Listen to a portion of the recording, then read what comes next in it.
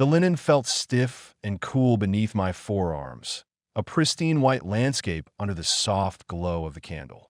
It was our anniversary, 10 years, a milestone that felt both monumental and strangely fragile. I had chosen the restaurant, Loror, a place whose name promised the dawn, a new beginning. The irony was a bitter pill I had already swallowed hours ago. The maitre d' had seated us at a secluded table, tucked into an alcove with a view of the city's glittering skyline. It was a picture of perfection, a scene ripped from a film, and we were the two lead actors, our lines well rehearsed, our smiles perfectly calibrated. I watched Sarah as she studied the menu, the candlelight catching the delicate silver in her earlobes, the earrings I had given her 5 years ago. Her brow was smooth, her concentration absolute. She looked beautiful. She always looked beautiful. It was one of her many weapons, that calm, collected beauty that could disarm a man, make him believe in fairy tales. I used to believe in them. I used to look at her across a table like this and feel a physical ache, a longing to be closer even when I was already holding her hand. Now, the ache was different. It was a hollow, cold thing sitting in the pit of my stomach like a stone. "The duck confit sounds wonderful," she said, her voice a familiar melody that now sounded slightly off-key. She looked up at me, and her eyes, those deep, expressive pools I had drowned in 1,000 times, met mine. They crinkled at the corners with her smile. A perfect performance. It does, I agreed, my own voice feeling unnaturally even. I think I'll have the steak. A man needs something substantial on a night like this. The subtext hung in the air between us, invisible and poisonous. A man needs strength. A man needs to fortify himself. The waiter, a young man with an earnest face and impeccably polished shoes, arrived to take our order. He was deferential, charmed by Sarah, as everyone always was. She ordered for both of us with effortless grace, mentioning my preference for a peppercorn sauce without having to ask. It was a detail, a small, wifely intimacy that was meant to illustrate the tapestry of our shared life. Now it felt like a lie. Every shared memory, every private joke, every whispered promise felt like a thread in a tapestry that was now being unraveled from the back, revealing a chaotic, ugly mess. He brought the wine, a Bordeaux I had selected with feigned care. I watched the ritual of the presentation, the cork, the pour. I nodded my approval. The waiter filled her glass, then mine. The deep ruby liquid swirled in the crystal, catching the light, looking like a thing of immense value. It was just wine, but in that moment, it felt like the only honest thing on the table. We made small talk. We spoke about her mother's garden, about a project at my work that was nearing completion, about the dog we gotten last year. It was all so normal, so devastatingly mundane. This was the script of our life, and we were reading from it, line by line, waiting for the plot twist we both knew was coming. I could feel the weight of the phone in my jacket pocket, a cold, hard rectangle against my chest. It contained the evidence, the digital shrapnel that had blown our marriage apart. A series of texts, not meant for my eyes, filled with a familiarity and passion that had long since vanished from our own conversations. I had found them 3 days ago. I had not slept since. The first course arrived, a delicate amuse-bouche that tasted of nothing. I ate it anyway. Sarah was talking about a vacation we should plan, a trip to the Amalfi Coast we had always dreamed of. Her words painted pictures of sun-drenched cliffs and blue seas. But all I could see was the gray, crushing reality of our situation. How could she sit there and plan a future when ours was already lying in ruins at our feet? The calmness of her demeanor was the most terrifying thing of all. It was the calm of a surgeon or an executioner. And then it happened. A slight lull in the conversation. The main courses were imminent. She reached for her wine glass, her movements fluid and unhurried. But then her fingers didn't close around the stem. Instead, her hand dipped into the small clutch purse she had placed on the table beside her plate. I watched, my own breath held tight in my chest. Her movements were subtle, shielded from the rest of the room by the angle of her body and the dim light. Her fingers emerged, closed around something small, a vial no larger than my thumb. My heart hammered against my ribs, a frantic trapped bird. This was it. This was the moment the script was thrown out the window. Her eyes flicked up to mine, but I was already looking down, pretending to adjust my napkin, giving her the window she needed. I saw it from my periphery, the quick, practiced motion. Her hand, holding the vial, passed over my wineglass. A clear, almost invisible stream of liquid trickled into the deep red wine. It was done in less than a second. The vial disappeared back in her purse. She picked up her own glass and took a sip, her face a mask of serene contemplation. The world narrowed to that single glass of wine. The city lights outside the window blurred into meaningless smears of color. The soft classical music faded into a dull hum. There was only the glass and the dark liquid within, now a cocktail of betrayal and something far more sinister. My wife, the woman I had built a life with for a decade, the mother of my children, though they were sleeping safely at home with a sitter. She had just tried to poison me. The thought was so absurd, so monstrous, that my mind recoiled from it. But I had seen it. The evidence was no longer just digital words on a screen. It was physical liquid sitting 2 feet away from me, waiting for me to drink it. The anniversary table was no longer a celebration. It was a crime scene. The silence that settled over the table after her act was the most profound and terrifying sound I had ever heard. It was not a peaceful quiet, but a dense, heavy void, sucking the air from the space between us, filled only by the frantic, hammering rhythm of my own heart against my ribs. The crystal glass in front of me, moments ago a simple vessel for wine, now seemed to pulse with a malevolent light. The deep ruby liquid within was no longer a fine Bordeaux. It was a dark promise, a lie made fluid. I forced my eyes away from it, lifting my gaze to meet Sarah's. She was watching me, her head tilted slightly, a ghost of that familiar, gentle smile playing on her lips. There was no guilt in her eyes. No nervous flique. There was only a placid, waiting calm that chilled me to the bone. How many times had she practiced this moment in her mind? How long had she been planning this final, brutal solution to the problem of our marriage? "You're quiet all of a sudden, my love," she said, her voice a soft caress that felt like a razor blade dragged across my skin. "A penny for your thoughts?" "A penny for my thoughts." The mundane, wifely phrase, so out of place in this grotesque tableau, almost made me laugh, a hysterical bubble of air catching in my throat. I swallowed it down, the action feeling foreign and difficult. My thoughts were a screaming chaos. My thoughts were of the texts on my phone, the cold, calculating words she had exchanged with him. My thoughts were of the vial, the quick, practiced motion of her hand. My thoughts were of our children, asleep in their beds, blissfully unaware that their mother was a monster and their father was sitting at the precipice of his own murder. Just taking it all in, I managed, my voice sounding rough like gravel. I gestured vaguely at the room, the city lights beyond the window. 10 years. It's a long time. It is, she agreed, her smile widening a fraction, becoming more genuine, or perhaps just more practiced. She reached across the table, her fingers seeking mine. Her skin was warm, soft.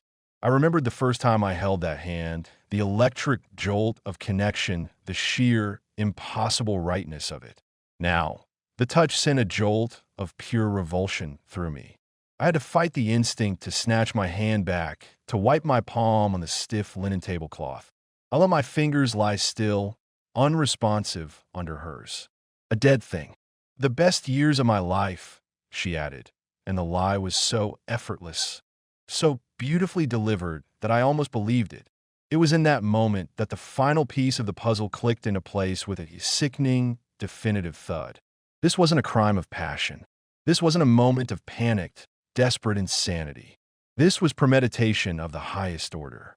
This was a performance. She was here to play the role of the loving wife one last time, to establish the narrative for the waiters, for the world, for the police who would later find me. We were having a wonderful anniversary dinner. He was so happy. We toasted to our future. It was so sudden, so tragic. The perfect grieving widow. She wouldn't even have to fake her tears. They would be tears of relief.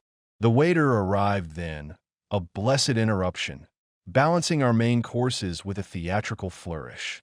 He placed the steak before me, the seared meat bleeding a little onto the white plate, the rich, salty scent of the peppercorn sauce filling the air. He set the duck confit in front of Sarah.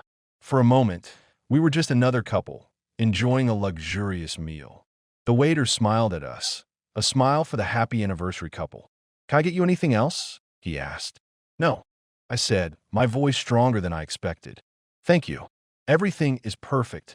He nodded and retreated, leaving us alone again in our bubble of horror. Sarah picked up her knife and fork, her movements elegant and precise. "This looks delicious," she said, as if commenting on the weather. My own appetite had vanished, replaced by a cold, hard knot in my stomach. I looked from my plate to the wine glass. The toast. It was coming. It was the next logical beat in her script. I had to be ready. I had to play my part. I picked up my own cutlery, the silverware heavy and cold in my hands. I cut a piece of steak, forced it into my mouth. I chewed. It tasted like ash, like nothing. I swallowed, the food feeling like a stone descending into my gut. We ate in silence for a few minutes, the clink of our cutlery against the porcelain the only sound. Each passing second was an agony, a slow march towards the inevitable. I watched her take a sip from her water glass. I watched her dab her lips with the napkin. She was stalling, drawing out the moment, savoring it. Then she set her fork down. She looked at me, her eyes glistening in the candlelight. This was it. "A toast," she said, her voice soft and filled with a feigned, emotional warmth. She reached for her wine glass, her fingers curling around the stem. "To us, my darling. To 10 incredible years." Her eyes held mine, challenging, daring me to refuse. "And to all the years to come." She raised her glass. The gesture was a mockery, a blasphemy. To all the years to come. My years, which would end tonight if I drank from that glass. Her years, free of me, free to be with him, funded by the life insurance policy I had been so diligent about maintaining. This was the moment, the pivot point upon which my entire life, my very existence, would turn. I had to move. I had to think. But my body felt leaden, my mind a storm of panic. I looked at her, at the beautiful, treacherous woman I had called my wife, holding her glass aloft, waiting for me to join her in this toast to my own demise. And with a clarity that was as sharp and as cold as broken glass, I knew I had only one move left. It was a desperate, reckless move, born of sheer, animalistic self-preservation. I had to switch the glasses. The world did not slow down. It did not become a haze of slow motion, as it does in the films. Instead, it sharpened, every detail etching itself into my mind with a painful, hyper-real clarity. The bead of condensation tracing a path down the side of her glass. A single, loose thread on the cuff of my own white shirt. The faint, almost imperceptible tremor in the flame of the candle between us. My entire existence narrowed to the space of the table, to the 2 glasses of wine, one a beverage, the other a weapon. Her glass was suspended in the air, her smile fixed, a beautiful, unyielding mask. "To us," she repeated, the words a soft, poisonous echo. My mind, a frantic animal cornered, scrabbled for a plan. There was no time for complexity. There was only instinct, a desperate, last-ditch maneuver. I had to create a distraction. I had to use the environment. My eyes darted, taking in the elements of our secluded alcove, the heavy, starched tablecloth, my own body positioned between her and the rest of the restaurant, the deep shadows cast by the single candle. "To us," I echoed, my voice a dry rasp. I forced a smile onto my own face, a strained, unnatural pulling of muscles. I reached for my glass with my right hand, my movements deliberately slow, a little clumsy. My heart was a drumbeat of pure panic, so loud I was certain she must hear it. As my fingers closed around the stem of my own poison glass, I let my left arm, which had been resting on the table, swing down slightly. My elbow connected with my fork, which was balanced precariously on the edge of my plate. The metallic clatter as it hit the tiled floor was shockingly loud in the hushed ambience of the restaurant. It was a cheap trick, a childish ploy, but it worked. Sarah's eyes, which had been locked on mine, flickered downward for a split second, drawn by the sound. It was less than a heartbeat, a momentary lapse in her intense, watchful focus. But it was enough. In that fractured sliver of time, my right hand completed its journey, lifting my glass from the table. But did not stop there. In one fluid, continuous motion, born of adrenaline-sharpened reflex I didn't know I possessed, my hand arced over the candle. My wrist pivoted. The trajectory of my glass shifted from a simple lift to a gentle, sweeping pass over her glass, which was still held aloft in her hand. It was not a swap. It was a transference, a magical act performed under the direst of circumstances. As my glass passed over hers, my fingers loosened their grip infinitesimally, while my other fingers, guided by a survival instinct older than reason, nudged against her glass.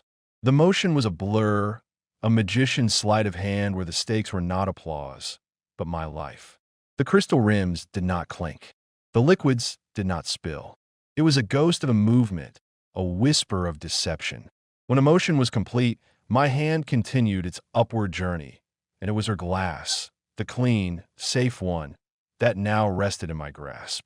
And my glass, the tainted one, was now in hers. The entire exchange had taken less than 2 seconds. The fork was still settling on the floor. I raised my glass high, mirroring her pose exactly. To 10 years, I said, the words feeling like shards of glass in my throat. And to the truth, whatever it may be. Her eyes came back to mine. Had she seen it? Had some peripheral vision, some primal sense, registered the fleeting shadow of my hand over hers? Her smile seemed to tighten at the edges, but it held. She gave a slight, graceful nod. We brought the glasses to our lips. I watched her over the rim of my glass, my every sense screaming. This was the moment of truth. This was the crucible. I took a small, deliberate sip. The wine was rich and complex, bursting with notes of dark fruit and oak. It was just wine. It was life. She took a sip from her glass. From my glass. Her eyes closed for a brief moment, as if savoring the vintage, or perhaps savoring the moment of her victory. She swallowed. I watched the delicate movement of her throat. Nothing happened. Of course, nothing happened. It was not a fast-acting neurotoxin in a spy thriller.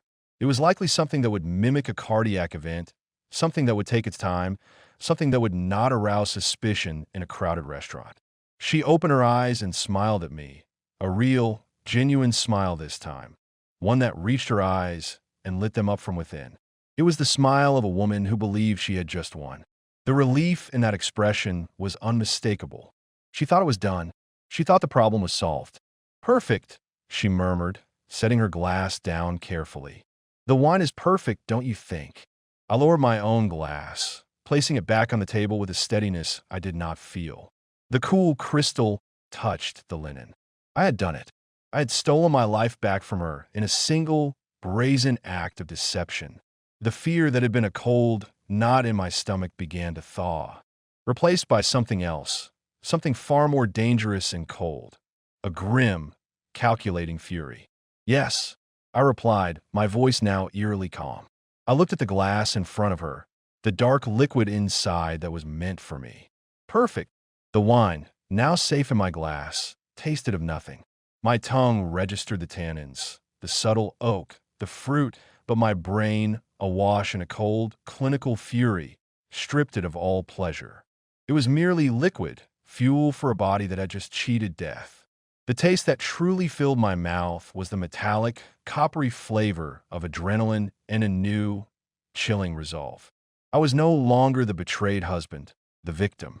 In that single, successful switch, I had become something else, a hunter who had just dodged a trap and was now studying his prey. Sarah, oblivious, took another delicate sip from the glass.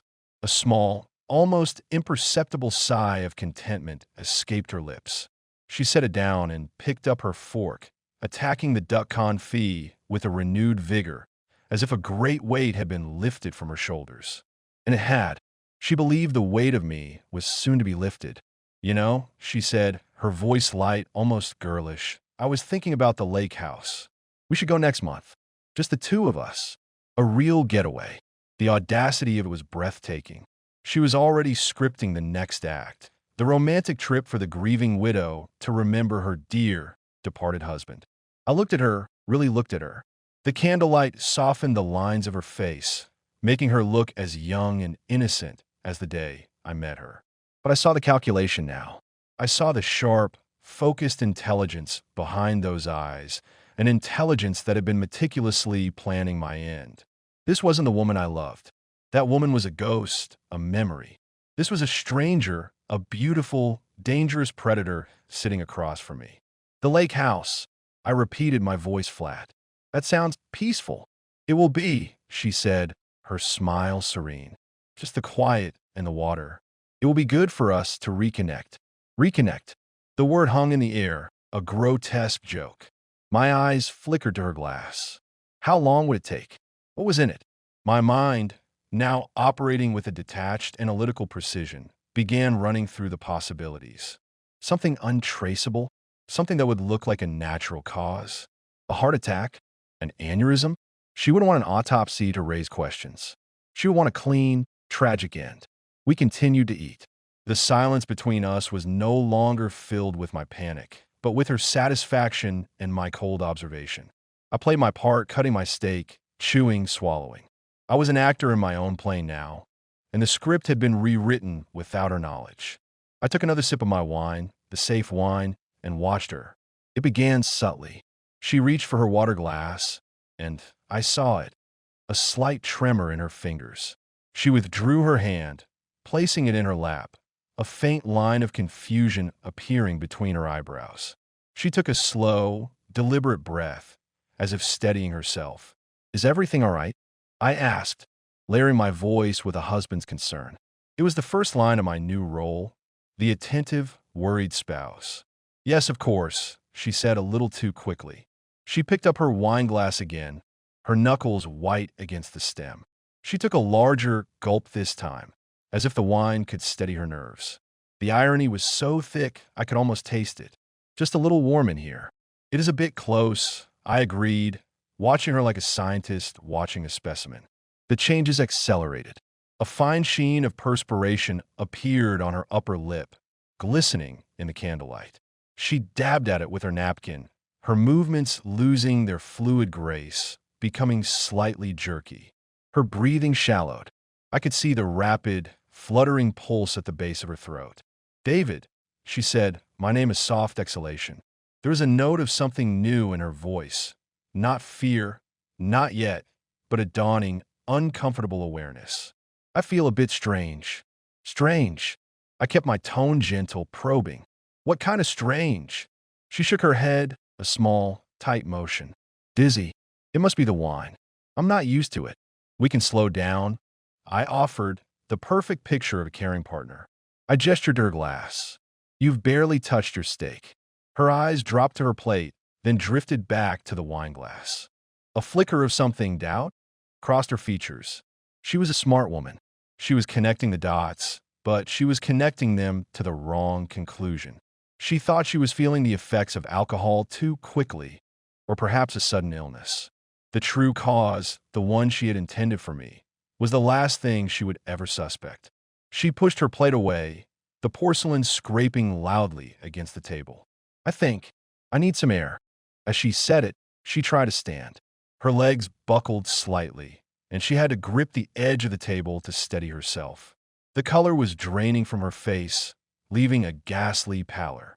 The mask of serene beauty was cracking, revealing the distress beneath.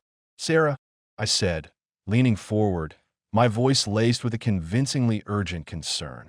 You've gone white. Sit down. Let me get you some water. I reached for the pitcher, pouring her a glass with a steady hand. My own heart was calm, a steady, rhythmic beat in my chest. There was no pity, no remorse. There was only the cold, hard certainty of justice. She had chosen this path. She had prepared this specific poison. She was now simply drinking from her own cup. She took the water from me, her hand shaking so violently the water sloshed over the sides. She managed a small sip before setting it down, her breath coming in short, sharp gasps. Her eyes, wide and suddenly frightened, met mine.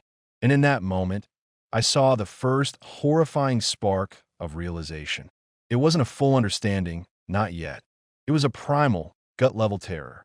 The dizziness, the weakness, the creeping malaise. It was happening too fast, too specifically. Her gaze dropped to the wine glass, then snapped back to me. Her eyes searched my face, and for the first time that night, she was truly seeing me. Not the dutiful, oblivious husband she thought I was, but the man sitting across from her, watching her deteriorate with a calm, unblinking gaze. The bitter sip was no longer just the wine she had drunk. It was the knowledge, just beginning to dawn on her, that the trap had not been sprung on its intended victim. It had sprung on her. The dawning realization in her eyes was a more potent vintage than any wine on the table. It was a slow, creeping horror, dilating her pupils, thinning her lips. She was a master of composure, but the thing now working its way through her bloodstream was a brutal editor, cutting through her performance with physiological truth. David, she whispered again, but my name was no longer a soft exhalation. It was a question, an accusation clawing its way out of the thickening fog.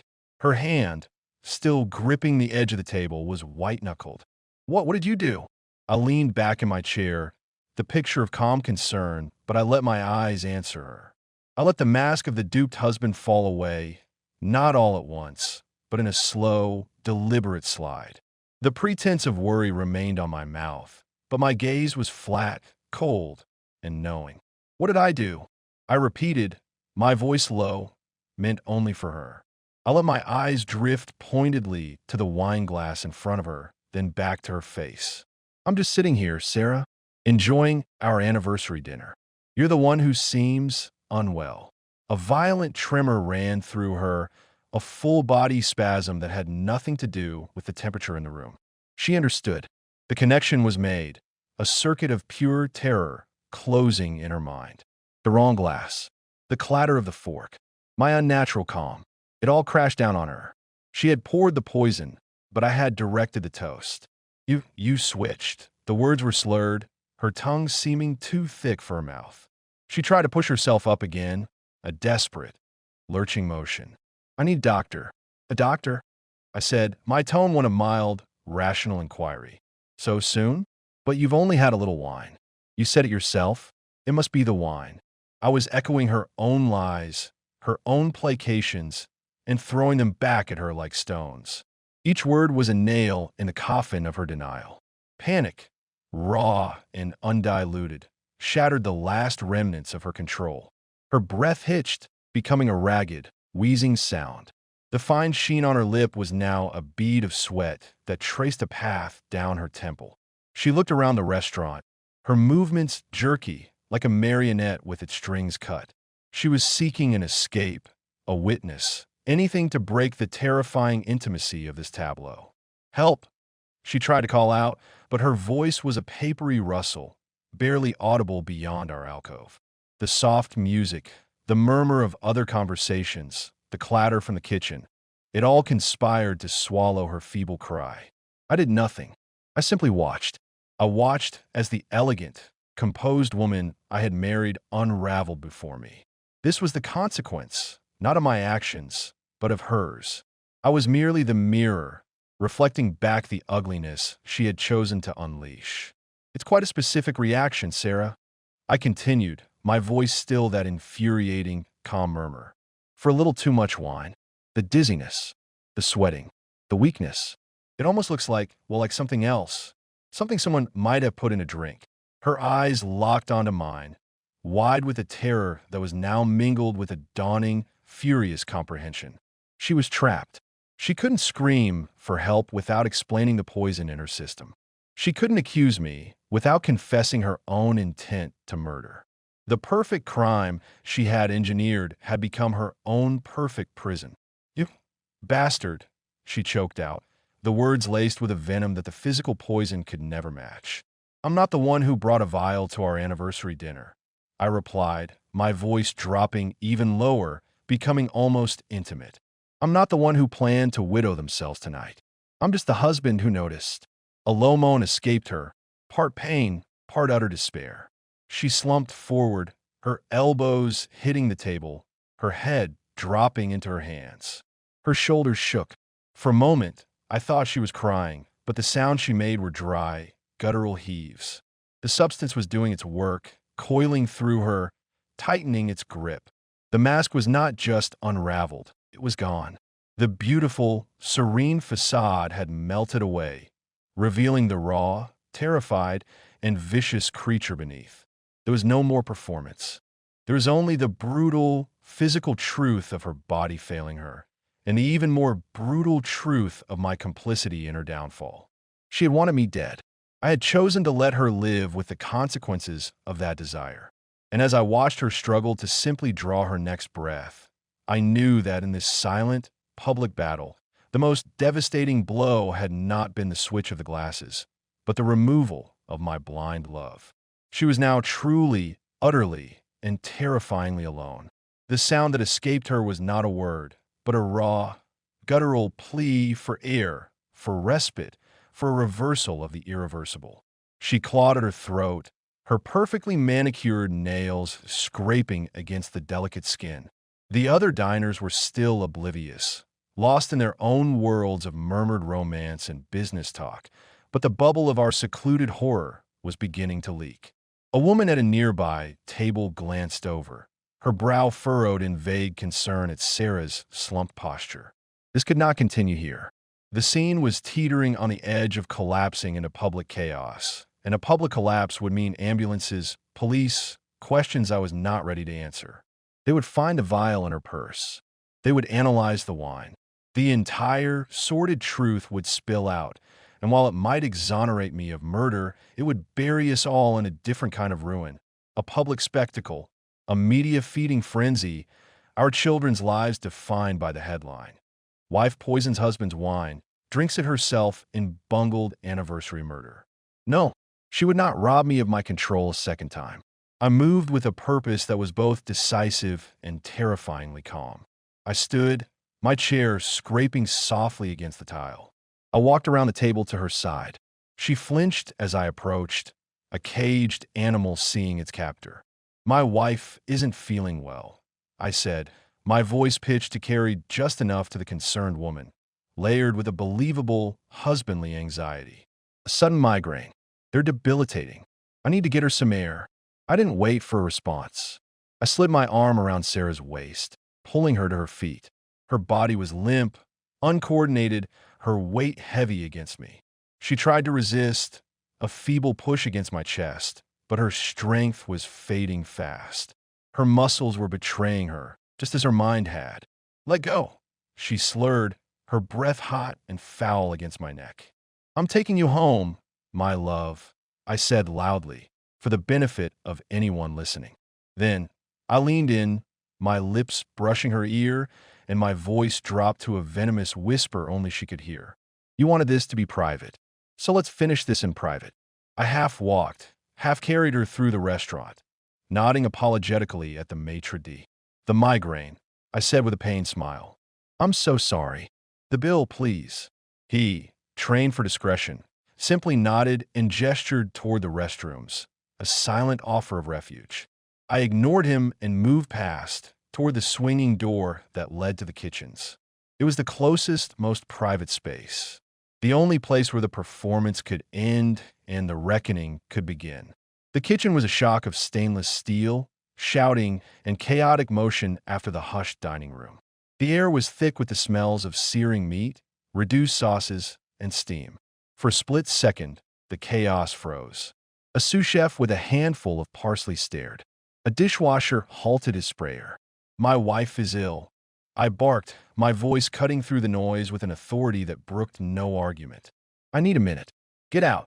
They hesitated, looking at the head chef, a large man with a sweaty brow who was overseeing the plating of desserts. He took in the scene. My grip on Sarah, her ashen, sweating face, the clear urgency. He gave a sharp, single nod. 5 minutes. Use the dry store. And then you go." He herded his staff out, throwing me a final, wary look before the door swung shut, leaving us in a sudden, ringing silence, surrounded by sacks of flour and shelves of canned goods. I released her. She crumpled to the floor, her back against a metal shelving unit, sending a quiet clatter through the cans inside. She gasped, dragging in the flour-dusted air. The relative coolness of the room, the absence of prying eyes, seemed to give her a flicker of strength. The pure terror in her eyes was now mingled with a desperate, cornered rage. You poisoned me," she gasped, the accusation clear now, stripped of all pretense. "I poured nothing," I stated, standing over her, my shadow falling across her shrunken form. "I switched glasses. You poured. You drank. You were suffering from your own hand, Sarah, not mine." The truth of it was a physical blow. She flinched, wrapping her arms around her stomach as a fresh wave of pain or nausea gripped her. "I'll tell them. I'll tell everyone." "Tell them what?" I asked, my voice dangerously soft. I knelt down, bringing my face level with hers. The proximity was intimate and horrible. "That you planned to murder your husband for his life insurance? That you brought poison to our anniversary dinner? That you're dying because your own plot backfired? Go ahead. Who do you think they'll believe? The grieving widow who accidentally drank her own poison, or the calculating adulteress who tried to kill her husband and failed?" Her face contorted, a mask of agony and fury. The confession was torn from her, not in words of remorse, but in a torrent of bitter justification. "You think you're so innocent?" she spat, a thread of saliva connecting her lips. "You were never there. You were a ghost in our house. You left me alone, with the kids, with everything. He sees me." There was the core of it. Not just the money, not just him. It was the grievance, the carefully nurtured resentment she had used to water the seeds of this monstrous act. "So, this is the solution?" I asked, no anger in my voice, only a profound, bottomless disgust. "You feel unseen, so you erase me? You feel lonely, so you become a widow? You are a mother, Sarah. What about our children? Were you going to tell them a story, too?" That daddy's heart just stopped. The mention of the children shattered her. A raw, broken sob escaped her, the first genuine sound I had heard from her all night. It wasn't regret for what she had done to me. It was the terror of what she had almost done to them. She had been so focused on the act of my removal, she had never truly contemplated the void it would leave behind. She looked up at me, her body racked with tremors, her makeup smeared into a tragic mask. I don't want to die," she whispered, the words filled with a childlike terror. I looked at the woman on the floor, the architect of my murder, now begging for the life she had tried to steal from me. The confession was complete. It was not given to a priest or a policeman, but to the cold, sterile environment of a kitchen storeroom. It was not a plea for forgiveness, but a statement of pathetic fact. And it changed nothing. "What you want," I said, standing up, my voice cold and final, "is no longer relevant." The drive home was conducted in a silence so absolute it felt like a physical presence in the car, a third passenger made of pure, unspoken finality. She was slumped in the passenger seat, her head against the window, her breathing a shallow, ragged rhythm that fogged the glass in intermittent bursts. The city lights slid past us, streaks of gold and white, illuminating her face in fleeting, ghostly snapshots. The vibrant, treacherous woman from the beginning of the evening was gone, replaced by a pale, trembling shell. She did not speak. She did not look at me. Her world had collapsed inward, focused solely on the struggle within her own body.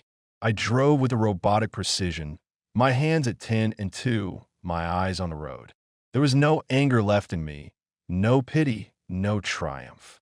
There was only a vast, hollowed-out calm, as if the night's events had scooped out everything I was and left behind a cavernous, echoing space. I had faced my own mortality across a linen-covered table, and I had won. But the victory felt like a diagnosis of a terminal disease. The life I knew was over. The man I'd been was dead. We arrived at the house. It stood dark and silent, a monument to the life we had built. The porch light was off. The sitter must have put the children to bed and left, assuming we would be out late. I cut the engine, and the ensuing silence was deafening. I got out, walked around the car, and opened her door. She didn't move. I unbuckled her seatbelt and pulled her out, her body limp and unresponsive. She stumbled on the path to the front door, and I caught her, my grip firm and impersonal, that of a caretaker handling a difficult patient. The key turned in the lock with a sound that was unnaturally loud. I pushed the door open and guided her inside. The emptiness of the house was a shock. It was never empty when we were in it. There was always the hum of the refrigerator, the whisper of the central heating, the faint, residual energy of our children's laughter and footsteps absorbed into the walls. Tonight, it was a void. The toys were tidied away. The lights were off. It was just a structure, a shell. Our home had become a house again. I led her to the downstairs guest bathroom, the one nearest the front door. I didn't trust her on the stairs. I didn't trust her near the children's rooms. I flipped the light switch. The harsh, fluorescent glare was merciless, highlighting the sweat on her skin, the bluish tint around her lips, the utter ruin of her face. I guided her to the toilet, and she collapsed before it, her body convulsing with dry heaves. Nothing came up. The poison was past that stage, sinking deeper, doing its systemic work. I left her there, the door ajar, so I could hear her. I walked into the living room and stood in the center of the dark space. I could see the faint outlines of the furniture, the silhouette of the sofa where we had cuddled to watch movies, the armchair where I read bedtime stories to our daughter. Every object was a memory, a ghost. I could feel the echo of our former life here, a faint, haunting resonance that made the present silence all the more profound. From the bathroom, I heard a low, pained moan, followed by the sound of retching. It was a brutal, animal sound, a stark reminder of the physical reality unfolding just feet away from where our family photos hung on the walls. I did not go to her. I did not call a doctor. Her confession in the kitchen had been our treaty, our understanding. To seek help now would be to unravel everything, to plunge our children into a scandal from which they would never recover. She had chosen this path. She had chosen the weapon. My role was now that of a witness, a warden, ensuring her choice played out with a minimum of collateral damage to the innocent. I walked to the mantelpiece and picked up a framed photograph. It was from 2 years ago at the beach. We were all there, me, Sarah, and our 2 children. We were squinting in the sun, our arms around each other, our smiles genuine and unforced. We look happy. We look like a family. I tried to connect the woman in that photo, her head thrown back in laughter, with the creature currently writhing on the cold tile floor of the bathroom. They were the same person, and yet they were not. The woman in the photo was a character she had been playing, and tonight, the actor had broken character in the most horrific way possible. I set the photo back down, the glass cool against my fingertips. The echo in the empty house was not just the sound of her suffering. It was the sound of my own heart, no longer beating with love or hope, but simply pumping blood, a mechanical function in a life that had become a complex, terrible duty. The future stretched before me, not as a road, but as a long, dark corridor I would now have to walk alone, guarding the terrible secret of what happened to the woman who was once my wife on our anniversary. The sound from the bathroom eventually subsided, fading from ragged gasps and retches into a shallow, rhythmic breathing that was more a fight for air than a sign of rest. The house remained a tomb, holding its breath with me. I did not move from the living room for a long time.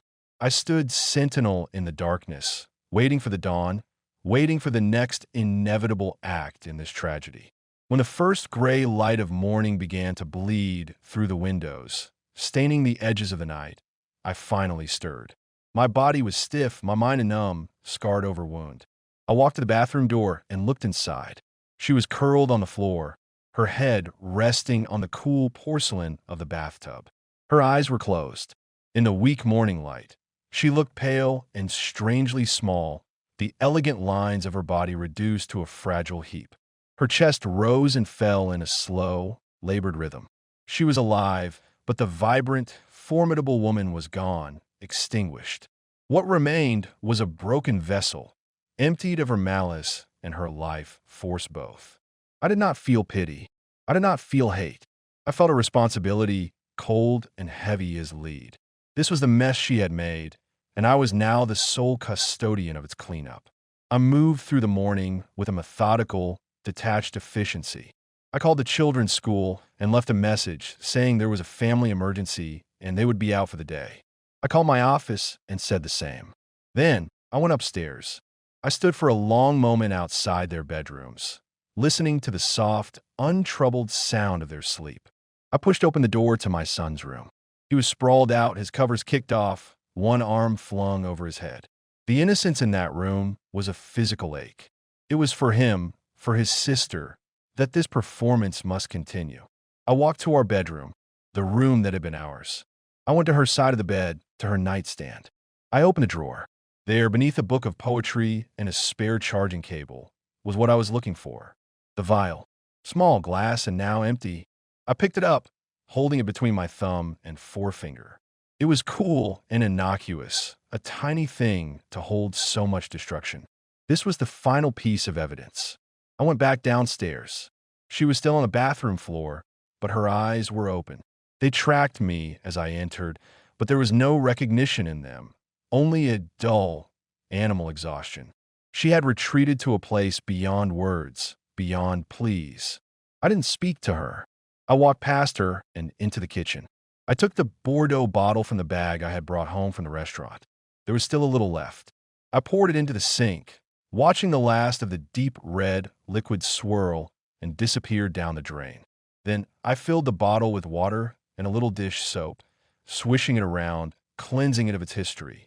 I did the same with the 2 crystal glasses from the restaurant, washing them until they sparkled, sterile and anonymous. Finally, I held up the empty vial. I turned on the garbage disposal. The grinding roar filled the silent kitchen. I dropped the vial in. There was a brief, sharp crunch of glass being pulverized, and then it was gone. Erased. The practical cleanup was complete. The physical evidence was destroyed. Now came the story. I returned to the living room and picked up the house phone. I took a deep, steadying breath and then I dialed. When the operator answered, my voice was perfectly calibrated, strained, panicked, laced with a husband's terrified love. Ambulance, please. My wife. I think she's had a stroke or a heart attack. She's unconscious. Please hurry. I gave the address, my voice cracking on the words. I hung up and walked back to the bathroom. I knelt beside her. Her eyes were closed again. I took her hand. It was cold and limp. I knew what came next. The paramedics. The questions. The rush trip to the hospital. The doctors confused by the symptoms that didn't quite fit. They would find nothing in her system. Whatever she had used was likely designed to be untraceable, to mimic a natural death. They would call it a sudden, catastrophic aneurysm. A tragic, freak event on our anniversary. The world would see a grieving husband and his 2 motherless children. I would play the part. I would be the devastated widower. I would wear the black suit and accept the casseroles and the condolences. I would look at our children and know that I had done this for them. I had sealed the truth inside a tomb of my own, making to protect them from a truth far more monstrous. The last glass had been drunk. The final move had been made. There would be no dramatic revelation, no cathartic confrontation. There was only the long, quiet aftermath. The life we had was over. A new one, built on a foundation of ashes and silence, was beginning. I held her cold hand and waited for the sirens, the architect of my own solitude, the guardian of our terrible, perfect secret.